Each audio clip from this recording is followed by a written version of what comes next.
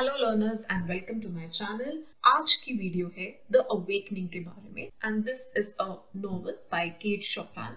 Pronunciation is Chopin not Chopin. ये novel पहली दफा 1899 में पब्लिश हुआ था। जो नॉवल का ब्लेंड है ना रियलिस्टिक नैरेटिव का, एक सोशल कमेंट्री का और साइकोलॉजिकल कॉम्प्लेक्सिसिटी का, वो इस नॉवल को एक प्रिकर्सर बनाता है of the American modernist literature. Historical context की बात करें तो this is the turn of the century America है ना, जिस टाइम पर केट शोपेन रह रही थी और लिख रही थी, और उस टाइम पर जो वुमेन्स राइट मूवमेंट था वो स्टिल काफी यंग था।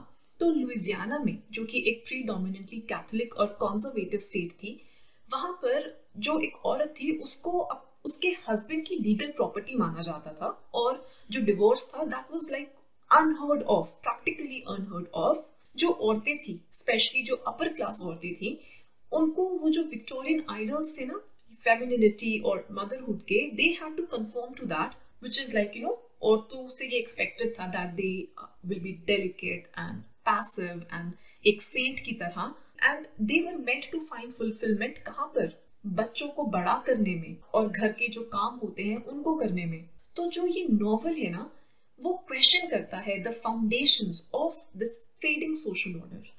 सेटिंग की बात करें तो जो नॉवल है, like I already said, this takes place in the late 19th century Louisiana. तो जो फर्स्ट हाफ का एक्शन है नॉवल में, that centres on Grand Isle, Louisiana, जो कि एक आइलैंड है साउथ ऑफ न्यू ऑर्लियंस। जो नॉवल का सेकेंड हाफ है ना, that takes place in New Orleans and eight the centre of the upper class French Creole society. Genre की बात करें तो जो नॉवल है that is a bildungsroman, a kunstlerroman. तो जो स्कॉलर्स हैं वो जनरली नॉवल को as a bildungsroman categorise करते हैं। Bildungsroman is a novel of personal development है ना।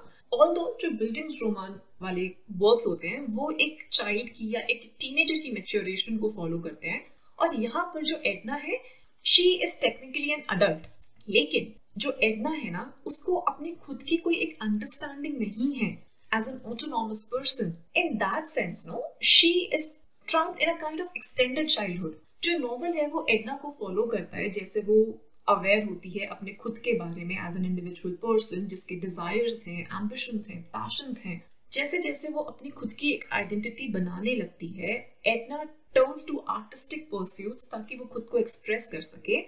और इसकी वजह से जो कुछ क्रिटिक्स हैं वो इस नॉवल को एक कुंसलर रोमान बोलते हैं। कुंसलर रोमान होता है अ नॉवल ऑफ आर्टिस्टिक डेवलपमेंट। कुछ क्रिटिक्स जो हैं वो शोपेन के इस वर्क को कैटेगराइज करते हैं as a part of the local colour genre also. तो ये जो लोकल कलर वाला जॉनर होता है ना, वो फिक्शन होता है जो कि पर्टिकुलर कस्टम्स, कंसर्न्स और डायलेक्ट्स को एक्सप्लोर करता है ऑफ अ स्पेसिफिक रीजन। तो नॉवल के अंदर जो फोकस है वो है फ्रेंच क्रियोल कल्चर पर, और उसके थ्रू आपको न्यू ऑर्लियंस की सोसाइटी देखने को मिलती है। जो नॉवल के अंदर पॉइंट ऑफ व्यू यूज किया गया है, वो वहां पर जो नैरेटर है वो एक ओमनिशेंट ऑब्जर्वर है, थर्ड पर्सन में नरेट करता है, और जो भी सारे कैरेक्टर्स के एक्शंस और कॉन्वर्सेशंस है ना, उनको एक डिस्टेंस से डिस्क्राइब करता है। हमें ना उससे एक्सेस मिलता है to certain thoughts from all the characters, जिससे कि हम उनके मोटिव्स को समझ पाते हैं और उनके फीलिंग्स को समझ पाते हैं। एंड एज अ रिजल्ट जो रीडर है उसको खुद को जो रीजंस हैं एक कैरेक्टर के रिएक्शंस के, they must piece them together, which forces the reader कि वो एक्टिवली मीनिंग को ड्रॉ करे स्टोरी से। और ये जो fairly distant point of view है ना, वो शोपेन के गोल को और ज्यादा एनहांस करता है, portraying the characters behaviour realistically. और अब स्टार्ट करते हैं स्टोरी के साथ। तो जो नॉवल है वो 1890s में स्टार्ट होता है इन लुइसियाना एट ग्रैंड आइल, जो कि एक समर हॉलिडे रिजॉर्ट है जो कि काफी पॉपुलर है। जो वेल्दी क्रियोल्स होते हैं जो कि पास के न्यू ऑर्लियंस में रहते हैं, उनके बीच में ये जगह बहुत फेमस है। एडना पोंटेलियर जो हमारी प्रोटैगनिस्ट है वो और उसका हस्बैंड लियोन से अपने दोनों बच्चों के साथ ना वेकेशन पे होते हैं at the cottages of Madame Lebrun. जो लियोन से है वो एक काइंड और डिवोटेड हस्बैंड होता है, लेकिन अपने काम के साथ उलझा रहता है, बहुत बिजी रहता है। अब बिकॉज उसका हस्बैंड ज्यादातर एब्सेंट होता है, तो एडना अपना ज्यादातर टाइम अपनी दोस्त अडेल राटिक्नोल के साथ बिताती है। ये जो अडेल है वो एक शादीशुदा क्रियोल वुमन होती है जो कि फीमेल सबमिशन को और एलिगेंस को एग्जेम्प्लीफाई करती है। एडना देखती है कि फ्री होने का क्या मतलब होता है, इवन इफ ये जो फ्रीडम है वो सिर्फ आपकी स्पीच तक लिमिटेड है। जो क्रियोल औरतें थी उनके ऊपर काफी रिस्ट्रिक्शंस होती थी जब उनके बिहेवियर वगैरह की बात आती थी, बट बोलने में they could be frank and they could be unreserved. तो ये जो ओपननेस है इससे एडना पहले तो काफी सरप्राइज होती है, बट देन ये जो ओपननेस है ना, दिस हेल्प्स हर लिबरेट जो उसके खुद के इतने लंबे समय से दबे हुए इमोशंस और डिजायर्स होते हैं। ऐसे जो एडना का प्रोसेस है अवेकनिंग का वो स्टार्ट होता है, और यही नॉवल का फोकस भी है। It's titled the awakening, right. तो जो एडना का ट्रांसफॉर्मेशन है वो और ज्यादा बढ़ता है जब उसकी दोस्ती एक रॉबर्ट लेब्रन से होती है। जो रॉबर्ट है ये एक सिंगल यंग आदमी होता है जो कि ग्रैंड आइल के रेजिडेंट्स के बीच में जाना जाता है कि वो हर समर में एक औरत को चूज करता है and to that woman he plays the attendant. और इवन दो जो रॉबर्ट है वो मैरिड औरतों को चूज करता है, उसकी जो अटेंशन है ना उसको मॉक रोमांस की तरह परसीव किया जाता है और कोई भी उन्हें सीरियसली नहीं लेता। कुछ रीजन इसका ये भी है कि जो क्रियोल औरतों की डिसेंसी है that is always taken for granted.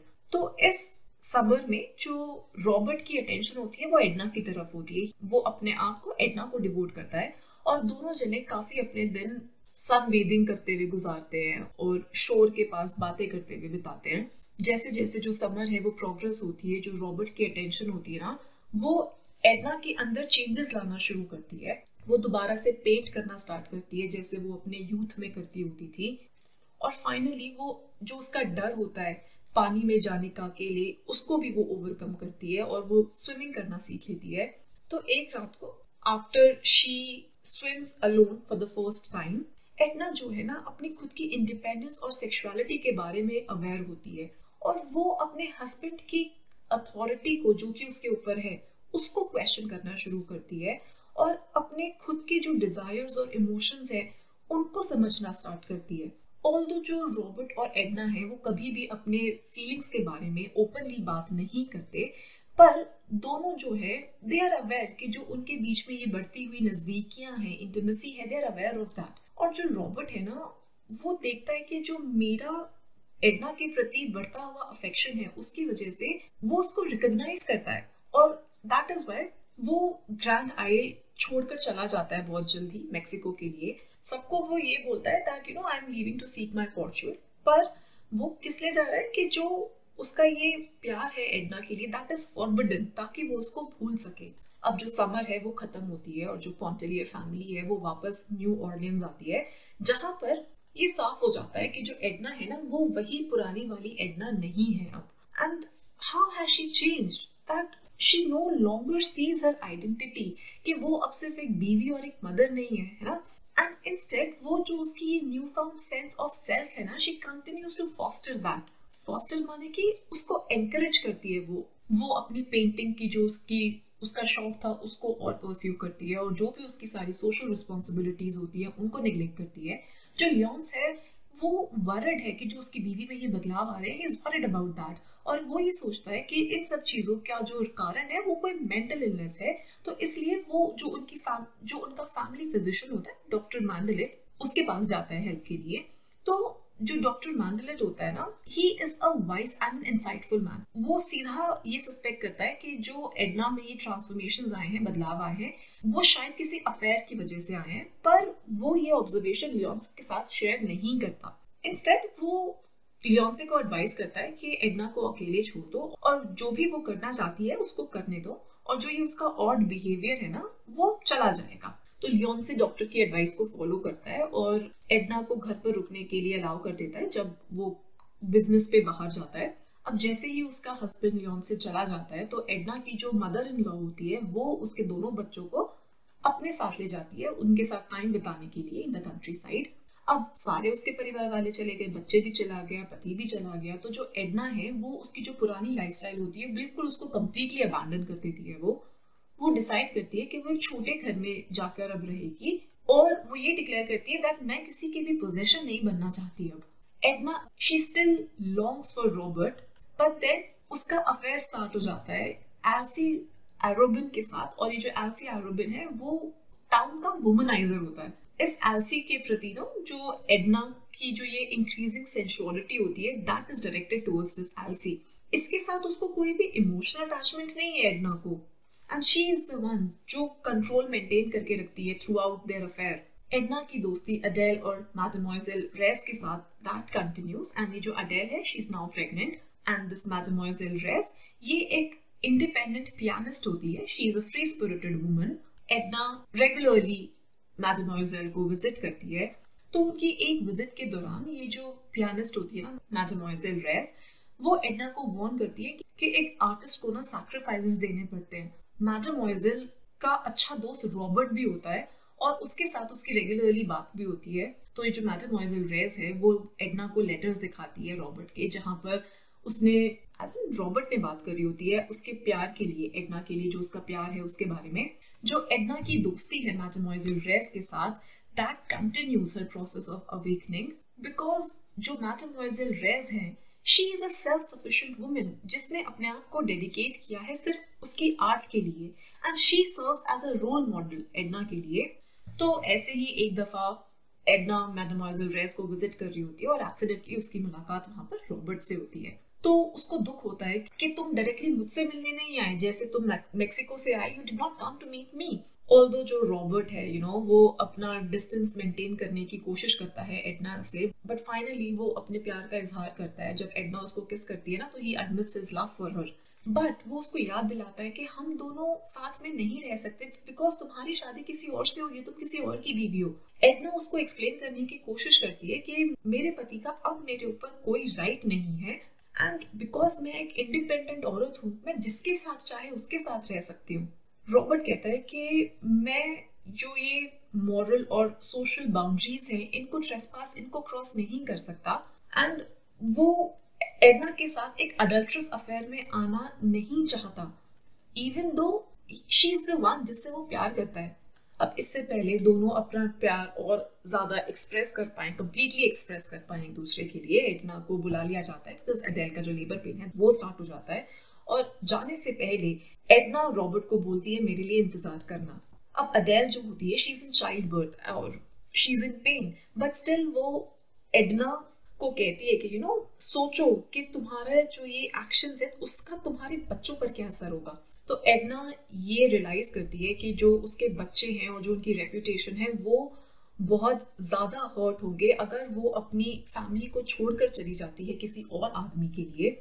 जब एडना वापस आती है तो वो देखती है कि रॉबर्ट वहां पर नहीं है और उसके लिए एक गुड बाय नोट छोड़कर गया है, and now she is thinking about her children, and she also realizes that even जो रॉबर्ट है he would also not eventually fulfill my desires. Edna बहुत टूट जाती है and she feels extreme solitude. वो डिसाइड करती है कि मैं वापस ग्रैंड आई चली जाऊंगी, वो जगह जहां पर जो मेरी इमोशनल और सेक्सुअल अवेकनिंग थी वो स्टार्ट हुई थी। वो ये रियलाइज करती है कि जो मेरी पुरानी लाइफ थी लियोन्से के साथ, I can not return to that, but वो अपने बच्चों को भी हर्ट नहीं करना चाहती अडल्ट्री के थ्रू, तो she gives herself to the sea. और ये लास्ट में एम्बिगुअस रहता है कि जो ये एडना का सुसाइड है, she has committed suicide when she has given herself to the sea, that means she has committed suicide. तो दिस रिमेन्स एम्बिगुअस कि ये जो सुसाइड है क्या वो एडना की जीत है, एडना की इंडिपेंडेंस की जीत है, या फिर ये उसका जो अल्टीमेट सबमिशन है उसका मार्क है। थीम्स की बात करें तो one is about the women in society, right. तो जो न्यू ऑर्लियंस की सोसाइटी थी इन द लेट 1800s, वहां पर जो औरतें थी उनके पास लिमिटेड अपॉर्चुनिटीज होती थी कि वो वाइफ और मदर के अलावा कुछ और कर पाए, बन पाए। जो सोशल स्ट्रक्चर था ना दैट वाज लार्जली बिल्ट कि जो मेन और वुमेन है वो अपनी अपनी जो वेल डिफाइंड ड्यूटीज है उनको परफॉर्म करें। इनफैक्ट जो अपर क्लास थी उसके बहुत स्ट्रिक्ट कन्वेंशंस थे। वहां पर जो आदमी लोग थे they had to go out and they had to provide for their families and to achieve success, और जो औरतें थी they were to have children, घर बार चलाएं वो, and they should be devoted wives and mothers. तो इस नॉवेल के अंदर जो एडना पॉन्टेलियर है she is caught between two extremes of womanhood, and one is represented by madame Ratignolle and the second bye मैडमोइसेल Reisz. जो Ratignolle है she is the ideal wife and mother, जो कि वो हर चीज करती है जो कि उसे एक्सपेक्ट की जाती है और उसे वो सब करके बहुत खुशी मिलती है। पर जो मैडमोइसेल रेस है शी इज द ऑपोजिट। ना वो वाइफ है ना वो मदर है, बट वो एक आर्टिस्ट है और उसको रिस्पेक्ट किया जाता है एज अ टैलेंटेड म्यूजिशियन। पर वो एक प्राइस भी पे करती है इन सोसाइटी की नॉर्म्स को रिजेक्ट करने का। जो सोसाइटी है वो उसको रिजेक्ट करती है और वो आइसोलेशन में रहती है। But what if someone falls in the middle of the spectrum of this womanhood, जो कि मैडम राटिग्नोल और मैडमोइसेल रेस के बीच का जो ये दो एक्सट्रीम्स हैं, इनके बीच में अगर कोई फॉल करे तो उसका क्या? और यही सवाल नॉवेल भी पूछता है। एडना एक वाइफ है, एक मदर है, पर इन रोल्स में, इन रिलेशनशिप्स में उसको बहुत कम फुलफिलमेंट मिलती है। वो एक आर्टिस्ट की तरह ग्रो करना चाहती है, पर वो रोमांस को भी नहीं छोड़ना चाहती है ना। वो इंडिपेंडेंस चाहती है, आजादी चाहती है अपने खुद के डिसीजंस लेने की, पर वो रॉबर्ट के साथ भी रहना चाहती है। एंड अल्टीमेटली शी फाइंड्स कि सोसाइटी में उस जैसी औरत के लिए कोई जगह नहीं है। So that would be it on The Awakening. I hope you liked it, and in case you did, then do not forget to like, comment, share and subscribe. Thank you so much.